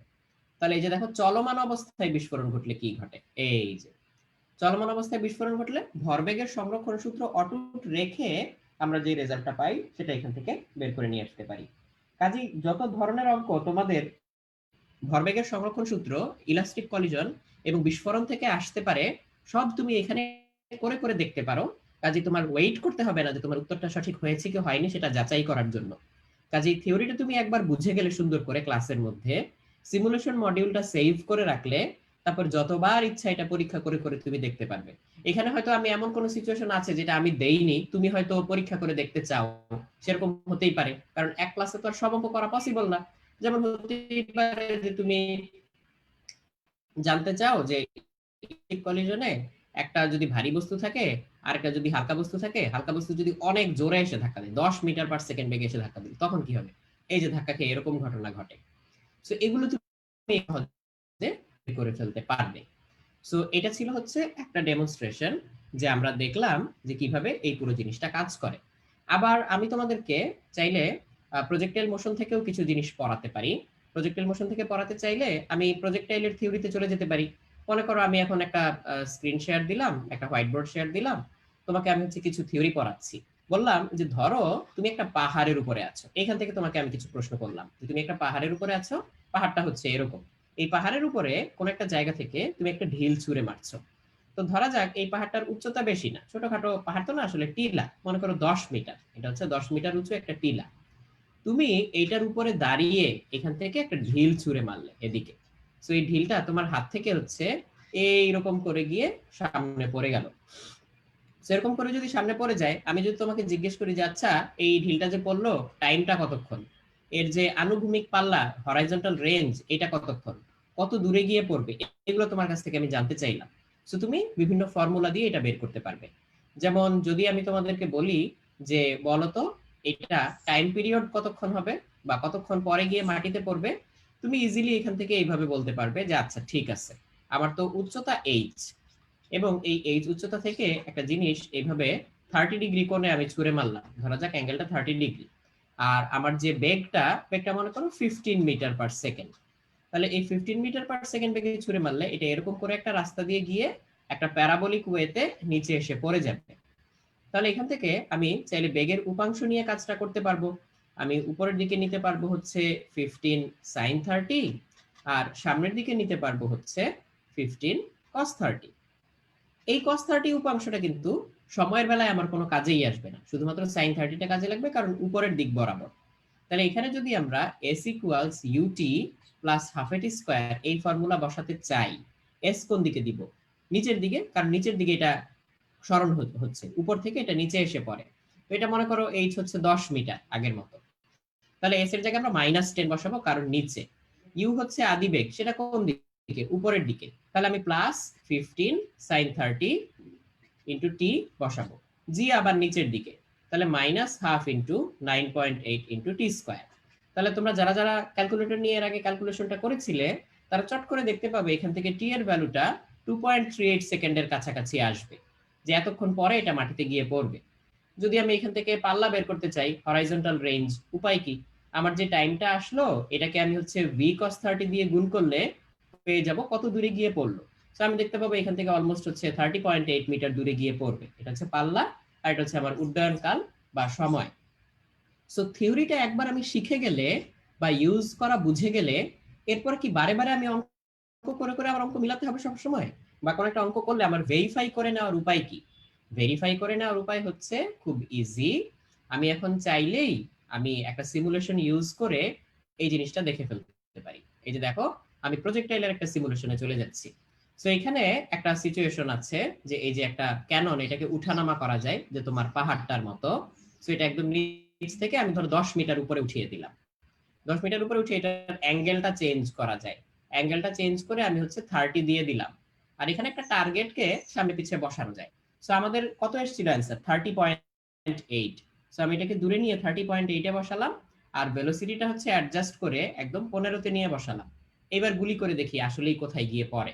তাহলে এই যে দেখো, আমি এখন যদি গুলি করি তাহলে কই গিয়ে পড়ে? এই যে একদম গিয়ে 30.8 মিটারে গিয়ে টার্গেট ফুলফিল হলো। সো এখান থেকে কিন্তু আমরা দেখে ফেলতে পারলাম যে এক্স্যাক্টলি আমাদের উত্তরটা ঠিক আছে কিনা। আর তোমাকে যদি এই প্রশ্নে জিজ্ঞেস করতে যে আচ্ছা বলো তো সর্বোচ্চ উচ্চতা কত, তুমি সেটাও বের করতে পারতে। তাহলে সর্বোচ্চ উচ্চতা কত বের করে তুমি চাইলে চেক করে নিতে পারবে এই প্রোবটা বসিয়ে। এই যে এখানে সর্বোচ্চ উচ্চতা ছিল 12.87 মিটার, এবং এটা হচ্ছে যে জায়গা থেকে ছুঁড়ে মারা হচ্ছে নিক্ষেপণ বিন্দু, সেখান থেকে প্রায় 10 মিটার সামনে এই ঘটনাটা ঘটে। তো তুমি চাইলে তোমার উত্তরটা ভেরিফাই করে নিতে পারলে। আবার আমি চাইলে হচ্ছে এখানে এটাকে একদম মাটিতেও বসাতে পারি। মাটিতে বসিয়ে তোমাকে যদি বলি যে আচ্ছা বলতো, আমি যদি 10 মিটার পার সেকেন্ড বেগে একটা বস্তুকে ছুঁড়ে মারি, তাহলে যে কোনো দিকে সর্বোচ্চ কতটুকু দূরে পর্যন্ত আমি কোনো একটা বস্তুকে লক্ষ্যবিদ্ধ করতে পারবো? সো তুমি জানো, একটা নির্দিষ্ট বেগে যদি কাউকে ছুঁড়ে মারি পাল্লা অর্জিত হয়। এর চেয়ে কম অ্যাঙ্গেলে ছুঁড়ে মারলেও কাছে পড়ে যায়, বেশি অ্যাঙ্গেলে ছুঁড়ে মারলেও কাছে পড়ে যায়। তাহলে দেখো, আমি হচ্ছে 60 ডিগ্রিতে ছুঁড়ে মারলাম, তাহলে কতটুকু দূরে গিয়ে পড়লো? এইখানে। আমি যদি হচ্ছে 25 ডিগ্রিতে ছুঁড়ে মারি, তাহলে কতটুকু দূরে গিয়ে পড়লো? এইখানে, কাছাকাছি। কিন্তু আমি যদি 45 ডিগ্রি কোণে ছুঁড়ে মারি, সবচেয়ে দূরে যাবে। এই যে দেখো, সবচেয়ে দূরে গিয়ে পড়লো। এটা কত দূরে এটা আমি মেপেও ফেলতে পারবো। এটা হচ্ছে অলমোস্ট 10.2 মিটার দূরে গিয়ে পড়লো। সো এই হচ্ছে আমার হিসাব। তাহলে যে কোনো দিকে আমি 10.2 মিটার দূরের কোন একটা বস্তুকে লক্ষ্যবিদ্ধ করতে পারবো। আরেকটা মজার ব্যাপার আছে। তোমরা কিন্তু অনেকেই জানো যে 45 এর চেয়ে থিটা ডিগ্রি কম করে ছুঁড়ে মারলে যেখানে গিয়ে পড়ে, থিটা ডিগ্রি বেশিতে ছুঁড়ে মারলেও সেখানে গিয়েই পড়ে। তাহলে 35 এর চেয়ে ধরো 45 এর চেয়ে ধরো 5 ডিগ্রি কম, 40 ডিগ্রিতে আমি ছুঁড়ে মারলাম। 40 ডিগ্রিতে ছুঁড়ে মারলে যেখানে গিয়ে পড়বে 45 এর চেয়ে 5 ডিগ্রি বেশি, অর্থাৎ 50 এ ছুঁড়ে মারলেও বস্তুটা এক্স্যাক্টলি ওইখানে গিয়েই পড়বে। সো এটাও আমরা এখানে চাইলে দেখে ফেলতে পারি। কিন্তু দুইটার মধ্যে সর্বোচ্চ উচ্চতার কিন্তু তফাৎ আছে। একটার বেলায় আমি 15 মিটার পার সেকেন্ড বেগে যে ছুঁড়ে মেরেছিলাম, একটার বেলায় সর্বোচ্চ উচ্চতা হচ্ছে প্রায় 6.73 মিটার, আর আরেকটার বেলায় সর্বোচ্চ উচ্চতা হচ্ছে মাত্র 4.7 মিটার। সো এটা কিন্তু পার্থক্য থাকবে, এবং টাইম পিরিয়ডেও কিন্তু পার্থক্য হবে, সময়ও কিন্তু আলাদা আলাদা আসবে। সো এই বিষয়গুলো আমরা এখান থেকে দেখে ফেলতে পারি।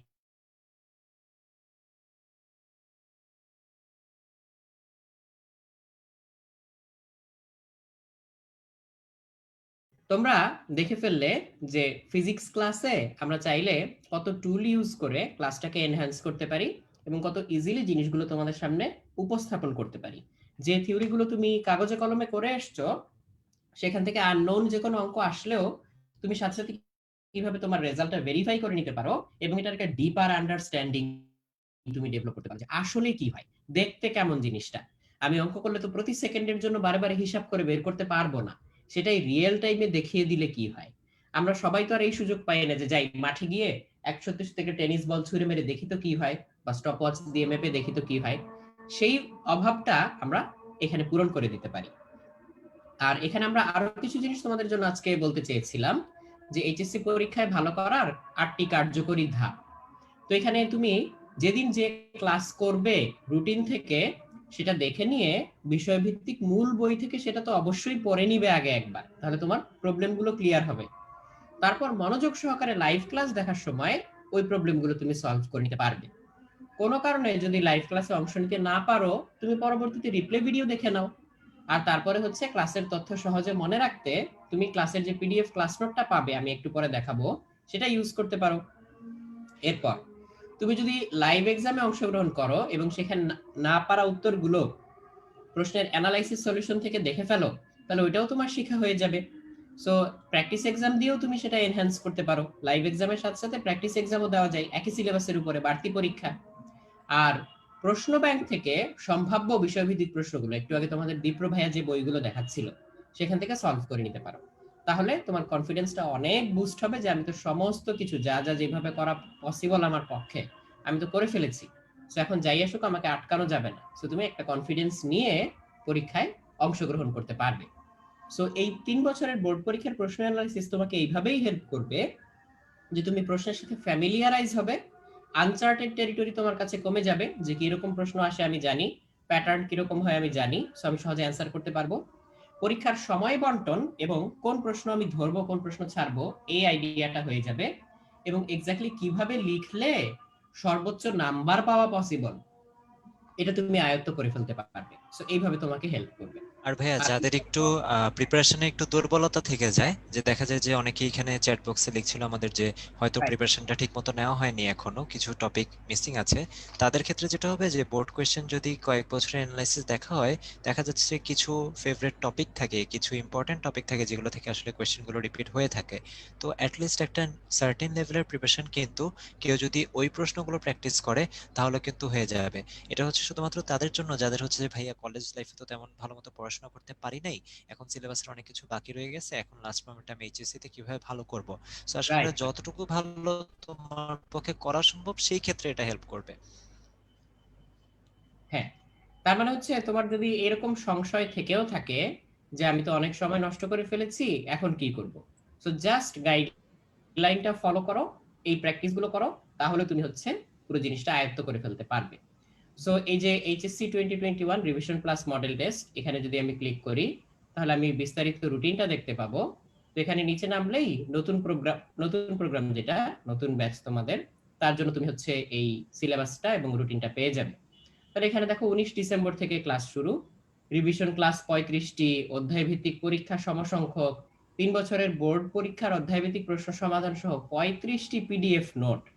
তারপর হচ্ছে প্রত্যেকটা ক্লাসের পিডিএফ ক্লাস নোট, প্রত্যেকটা ক্লাসের রিপ্লে ভিডিও, এবং পরীক্ষার যে অ্যানালাইসিস রিপোর্ট সেটা তুমি পেয়ে যাবে। সো প্রথম পর্বের যে কোর্স ফি সেটা তো তোমরা অনেকেই হয়তো জানো, 5,500। তবে সীমিত সময়ের জন্য একটা 1000 ছাড় চলছে, এটা তোমরা দ্রুত অ্যাভেইল করতে পারো। বরাবরের মতোই উদ্ভাসের বিভিন্ন ব্রাঞ্চের ফোন নাম্বারগুলো দেওয়া। সো এই ফোন নাম্বারগুলোতে ফোন দিয়ে তুমি অনলাইন প্রোগ্রাম সংক্রান্ত যে কোনো তথ্য, যে ছাড় কতদিন থাকবে, বইগুলো কবে পাবো, কোনটা আমরা কিভাবে কি করতে পারি, অ্যাকাউন্ট সংক্রান্ত কোনো সমস্যা, সেগুলো তুমি সমাধান করে নিতে পারবে। আর এই যে এখানে রুটিনটা দেওয়া, আমি একটু যদি জুম করে দেখাই তোমাদেরকে, এই দেখো, তাহলে দেখো প্রত্যেকটা পরীক্ষার আগের দিন হচ্ছে রিভিশন ক্লাস অনুষ্ঠিত হবে। আমি প্রথম যেটা দেখতে পাচ্ছি যে 20 তারিখে বাংলা প্রথম পত্র 1 এই পরীক্ষাটা অনুষ্ঠিত হবে। সো এর আগের দিন অর্থাৎ 19 তারিখ হচ্ছে এর উপরে ক্লাসটা হবে। এখানে দেখতে পাচ্ছ যে বহু নির্বাচনী এক সেট এবং সৃজনশীল এক সেট প্রশ্ন থাকবে, 30 মার্ক 30 মার্ক করে, টোটাল 1.5 ঘন্টার পরীক্ষা। তো এই পরীক্ষাগুলো 1.5 ঘন্টা, কোনটা 1 ঘন্টা 40 মিনিট, কোনটা হয়তো 2 ঘন্টা, প্রত্যেকটার জন্য আলাদা করে সময়গুলো ডান পাশে দিয়ে দেওয়া আছে, একেবারে ডান পাশের কলামে। আর মাঝের কলামে হচ্ছে সিলেবাসটা দিয়ে দেওয়া, যে ওই ক্লাসে কি পড়ানো হবে, কিসের উপর পরীক্ষা হবে। তুমি যদি এই রুটিনটা খুব ভালো করে ফলো করো, দীপ্র ভাই একটু আগে তোমাদের যে বলছিল যে আচ্ছা আমি তো অনেক সময় নষ্ট করে ফেলেছি, এখন আমি কিভাবে কি করব, জাস্ট এই রুটিনটা ফলো করো এবং এইভাবে তুমি হচ্ছে রিভিশনটা পুরোপুরি শেষ করে ফেলো, তাহলে পরীক্ষা দেওয়ার জন্য যেটুকু নলেজ তোমার দরকার ওইটুকু আশা করা যায় হয়ে যাবে, যদি এটা সিনসিয়ারলি তুমি মেইনটেইন করতে পারো। সো এটা হচ্ছে রুটিন। তো রুটিনটা কোথায় পাওয়া যাবে আমি দেখিয়ে দিলাম, উদ্ভাসের হোম পেজে গেলেই হবে। সেখান থেকে তুমি হচ্ছে প্রোগ্রাম সমূহ ও রুটিন, সেখান থেকে এটা বের করে নিতে পারবে যে তোমার বিস্তারিত রুটিনটা কেমন। আর যারা আমাদের সাথে জুম অ্যাপের মাধ্যমে যুক্ত আছো, আমি চ্যাট বক্সেও কিন্তু লিংকটা দিয়ে দিয়েছি, তোমরা সেখান থেকেও সরাসরি দেখে নিতে পারো। হ্যাঁ। সো ক্লাসের যে ফিচারগুলো এবং পরীক্ষার যে ফিচারগুলো সেগুলো আমি এবার একটু দেখিয়ে দিই তোমাদেরকে। দেখো তোমরা যখন অ্যাকাউন্ট দিয়ে লগ ইন করবে তখন তোমাদের এই পেজটাতে আসবে মাই রুটিন। তো এখানে আমি তোমাদের কোর্সটা সিলেক্ট করলাম। তো এখানে আমরা যদি হচ্ছে কোনো লেকচার দেখতে চাই, যে কোনো পর্ব দিয়ে আমি হচ্ছে তোমাদের লেকচারটা দেখাতে পারি। ধরো এই যে এইভাবে আপকামিং লেকচার যেটা, সেটা দিলে যে এখানে দেখাবে সো এখানে ক্লিক করলে তুমি ক্লাসে ঢুকে পড়তে পারবে। যেমন এই লেকচারটা হচ্ছে আগামীকালকে হবে, সো আগামীকালকেটা দেখাচ্ছে যে রিমেইনিং টাইম কত ঘন্টা। যদি আমার ক্লাসের টাইম ইমিনেন্ট হয় তাহলে আমি এখানে জয়েন ক্লাস বাটন দেখতে পাবো, ক্লিক করলে হচ্ছে ক্লাসে ঢুকে যাবে। আবার আমি যদি পাস্ট ক্লাস দেখতে চাই কোনো একটার জন্য, মনে করি যে পাস্ট ক্লাসে ক্লিক করলাম, কোনো একটা ক্লাস আমার মিস হয়েছিল বা আমি আবার পুনরায় দেখতে চাই, তো তার জন্য আমি হচ্ছে এই যে রিপ্লে ভিডিওতে ক্লিক করব। তাহলে রিপ্লে ভিডিওতে ক্লিক করলে ওই ক্লাসের ভিডিওটা এখানে প্লে হবে এবং সেই ভিডিওটা আমি এখানে দেখতে পাবো যে ক্লাসের মধ্যে টিচার কোথায় কি পড়িয়েছিলেন। যেমন এই যে এখানে প্রাসের যে উচ্চতা থেকে নিক্ষিপ্ত প্রাস সেটা পড়ানো হচ্ছে, যে কিভাবে টাইম বের করতে হয়, কিভাবে তোমার সর্বোচ্চ দূরত্ব বের করতে হয়। একটু আগে আমি যেরকম করে দেখালাম এই ক্লাসটা এখানে চলছিল। সো আমি যদি চাই যে আচ্ছা ক্লাসের যে নোটটা এটাও দেখতে চাই, তাহলে স্টাডি ম্যাটেরিয়ালসে ক্লিক করব।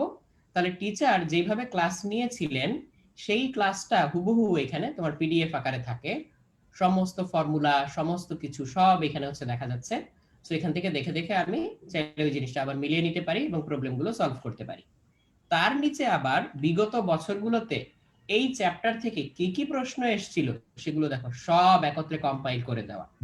এটা কিন্তু আমাদের ওই প্রশ্ন ব্যাংকের বাইরে, এটা কিন্তু আলাদা। এটা হচ্ছে বোর্ডে যে প্রশ্নগুলো এসেছিল সেগুলো। আর প্রশ্ন ব্যাংকে থাকে হচ্ছে আমরা অলরেডি আবার এক্সট্রা কিছু প্রশ্ন বানিয়ে দিয়েছি, তুমি দেখেছো দীপ্র ভাই একটু আগে দেখিয়েছে, যত প্রশ্ন এখান থেকে বানানো পসিবল সবগুলো এখান থেকে বেশিরভাগ সিচুয়েশন গুলো ক্রিয়েট করে সেই ধরনের প্রশ্নগুলো এখানে দেওয়া হয়েছে।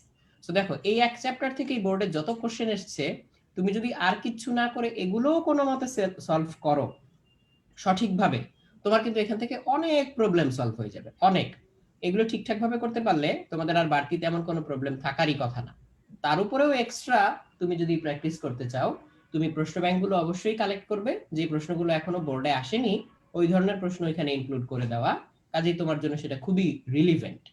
সো এই যে এই সুযোগগুলো এখানে থাকছে, ক্লাসগুলো গুছিয়ে করা, পুরনো ক্লাসের লেকচার দেখা, ভিডিও দেখা, পিডিএফ নোট, পুরনো যে পরীক্ষাগুলো সেগুলোর যে প্রশ্নগুলো, এইভাবে খুব সুন্দর করে গুছানো থাকার কারণে তোমাকে এই গুছগাছ করার পিছনে কিংবা সাজিয়ে রাখার পিছনে বা রুটিন ক্রিয়েট করার পিছনে বা টাইম বন্টন করার পিছনে কোনো এক্সট্রা এফোর্ট দিতে হচ্ছে না। তোমার একটাই কাজ, তুমি রেগুলার ক্লাস করবে, পরীক্ষা দিবে, সেখান থেকে আরো নতুন নতুন জিনিস শিখবে। তো এবার আমি একটু পরীক্ষায় যাই, তাহলে দেখো পরীক্ষাটা কিভাবে কাজ করে। এক্সামে যদি আমি যাই তাহলে দেখো এক্সামটা কিভাবে দিতে হয় তোমরা হয়তো অনেকেই জানো, তো আমি চট করে একটু দেখিয়ে দিই। টেক এক্সাম বাটনে ক্লিক করলে নিচে গিয়ে আমি ভার্সন সিলেক্ট করে এমসিকিউ বা রিটেন এক্সাম দিতে পারি। ধরো রিটেন এক্সামটা আগে দিব। এখানে একটা প্রশ্ন দেখা যাচ্ছে, সো এটা একটা সৃজনশীল প্রশ্ন, এর উত্তর আমি খাতায় লিখে দিব, দিয়ে আপলোড অ্যান্সার ইমেজ বাটনে ক্লিক করে ওই খাতার ছবি তুলে এখানে আপলোড করে দিব, সিম্পল অ্যাজ দ্যাট। সো এরকম করে প্রত্যেকটা প্রশ্নের উত্তর আমি দিয়ে দিয়ে আপলোড অ্যান্সার ইমেজ বাটনে ক্লিক করে ছবিটা তুলে আপলোড দিয়ে দিব। মোবাইল থেকে হলে ডিরেক্টলি ক্যামেরা অন করে করতে পারবে, আর ল্যাপটপ বা পিসি থেকে হলে মোবাইল থেকে ছবিটা নিয়ে নিতে হবে, তারপর হচ্ছে তুমি এখানে আপলোড করতে পারবে। সাবমিট বাটনে ক্লিক করে ইয়েস দিলে কনফার্ম, খাতা জমা হয়ে গেল। এরপর ওয়েট করবে টিচার খাতা দেখে ফেরত পাঠানোর জন্য।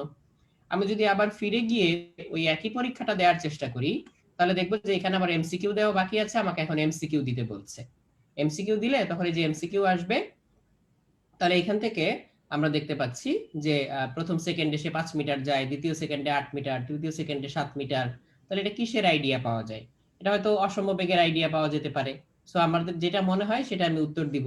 সো এরকম করে একটা একটা করে আমি উত্তর দিয়ে দিয়ে একদম নিচে গিয়ে জাস্ট ক্লিক করে করে উত্তর দিয়ে নিচে সাবমিট বাটনে ক্লিক করলে আমার পরীক্ষাটা দেওয়া হয়ে গেল।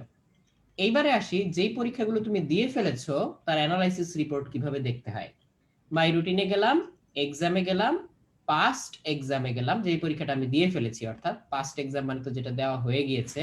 তো সেখানে নিচে নেমে আমি ভিউ রেজাল্টে ক্লিক করব পরীক্ষাতে। তাহলে দেখো আমার রেজাল্টটা দেখাচ্ছে। এখানে প্রত্যেকটা এমসিকিউ আমি কি উত্তর দিয়েছিলাম, কোনটা সঠিক কোনটা ভুল সেটা তো দেখানো আছেই, তার নিচে একেবারে অঙ্কটা করে দেওয়া যে কেন এটা ঠিক কেন এটা ভুল। এইভাবে করলে হয় কি, তুমি পরীক্ষা দেওয়ার ফলে, পরীক্ষা দেওয়ার পরে এই রেজাল্টটা যখন দেখবে বা অ্যানালাইসিস রিপোর্টটা দেখবে, তোমার একটা এক্সট্রা লেয়ার অফ রিভিশন হয়ে যাবে, বাড়তি একটা রিভিশন হয়ে যাবে। সো এই বাড়তি রিভিশনের ফলে তুমি ওই পরীক্ষা থেকে যে জিনিসটা জানতে না পরীক্ষা দেওয়ার আগে, সেটাও তখন জেনে যাবে বা সেই প্রবলেমটাও সলভ করে ফেলতে পারবে। আর তার নিচে দেখো রিটেন পরীক্ষার খাতা, টিচার যেভাবে খাতা দেখেন ওইভাবে লাল কালি দিয়ে দেখে মার্কিং করা। আবার কেউ যদি হচ্ছে রিভিউ করতে চাও খাতা, সেই সুযোগও থাকে। এখানে দেখো সবুজ ব্যাকগ্রাউন্ডের উপরে তুমি কি লিখলে ফুল মার্ক পেতে পারতে, সেই জিনিসটা দিয়ে দাও, একেবারে স্যাম্পল অ্যান্সার। তারও নিচে রিকোয়েস্ট ফর রিভিউ, এখানে ক্লিক করে তোমার যদি খাতা দেখায় কোনো ভুল থাকে সেটা তুমি রিকোয়েস্ট করতে পারো। টিচার রিস্ক্রুটিনি করে খাতাটা ফেরত পাঠাবেন। যেমন এখানে সবুজ কালারে যে দাগগুলো দেওয়া, সেটা হচ্ছে রিস্ক্রুটিনি করার পরে। যেমন এখানে স্টুডেন্ট আপত্তি তুলেছিল, সেটা আবার ঠিক করে দেওয়া হয়েছে যে কেন এই নাম্বারটা কাটা হয়েছে, টিচার সেটার ব্যাখ্যা দিয়ে দিয়েছেন। সো এইভাবে হচ্ছে তুমি একেবারে রিয়েলি পরীক্ষা দিলে যেভাবে টিচারের কাছ থেকে খাতা দেখিয়ে নিতে পারতে, রিভিউ রিকোয়েস্ট করতে পারতে, সবই করা যায়।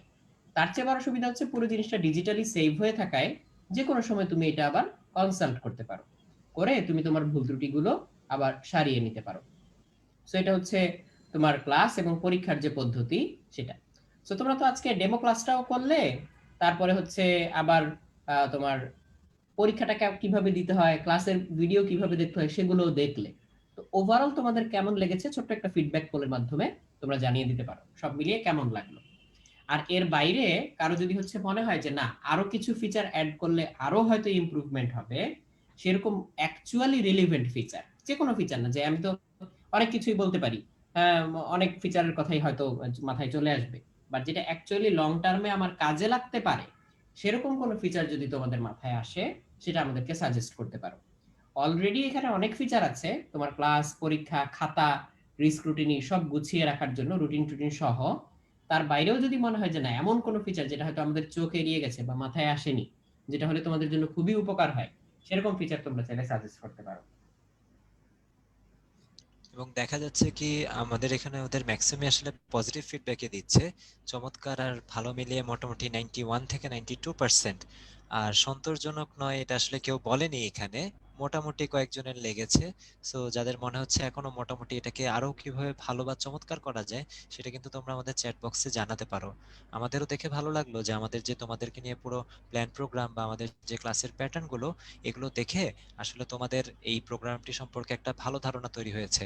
তার মানে তোমরা যদি এটা ভর্তি হও, তোমরা অলরেডি এখনই বুঝতে পারছো যে তোমাদের আলটিমেটলি কতটুকু কাজে দিবে প্রোগ্রামটা।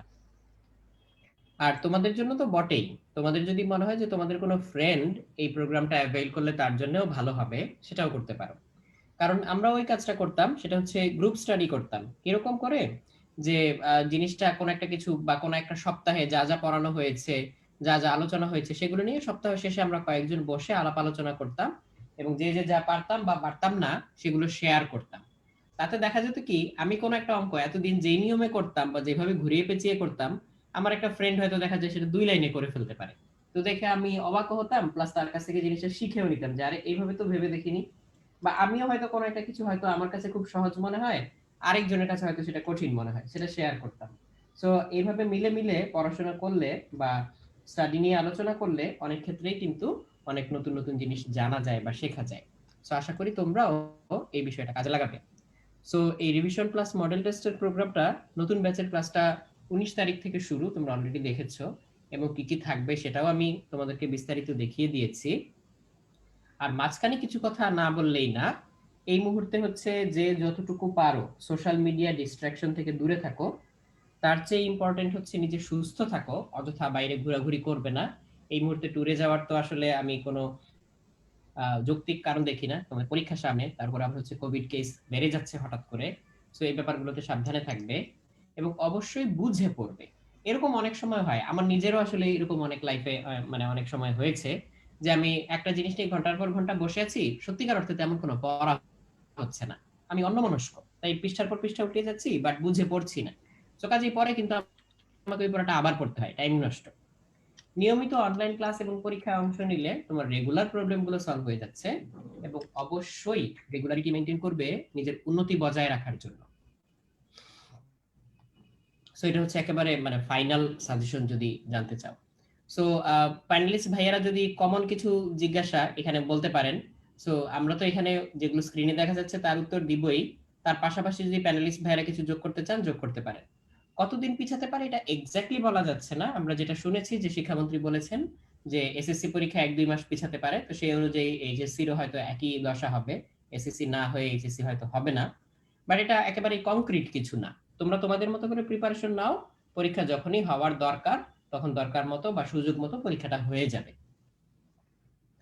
আর কলেজের অনলাইন পরীক্ষার সাথে রুটিন মিলে গেলে তোমার তো একাধিক টাইম দেওয়াই আছে পরীক্ষা দেওয়ার জন্য, তো তুমি টাইমটা চেঞ্জ করে নিবে উদ্ভাসের যে কোনো জায়গায় ব্রাঞ্চে ফোন দিয়ে।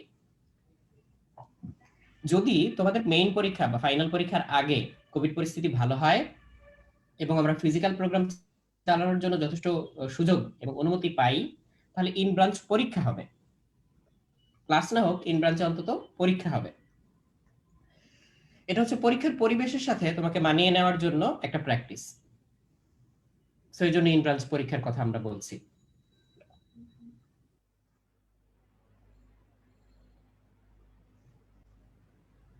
আচ্ছা, যারা 100% ক্লাস এবং পরীক্ষা দিবে তাদের জন্য একটা টোকেন অফ অ্যাপ্রিসিয়েশন হিসেবে কিছু সম্মাননার ব্যবস্থা থাকবে।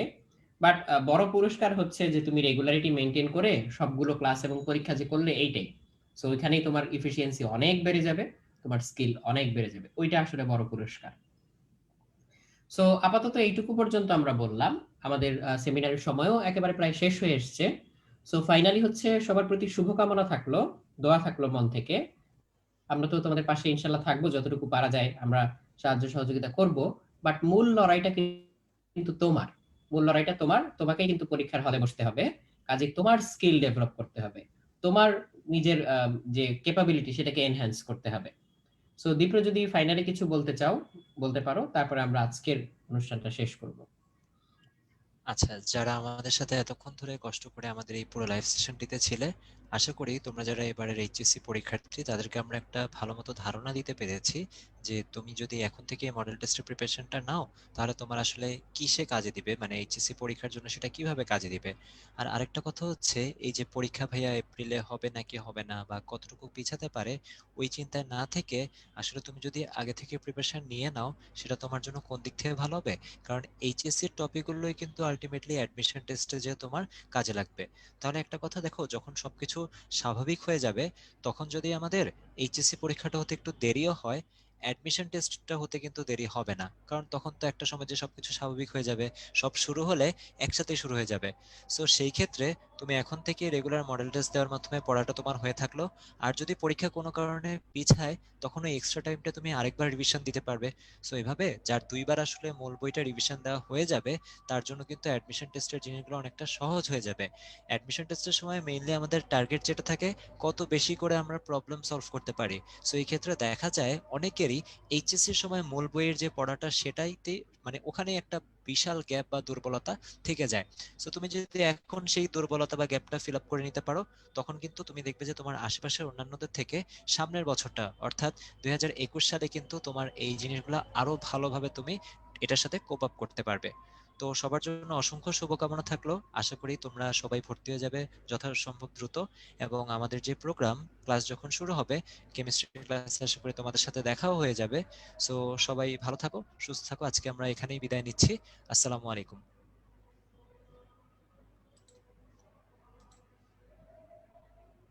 ধন্যবাদ সবাইকে, আসসালামু আলাইকুম এবং আল্লাহ হাফেজ।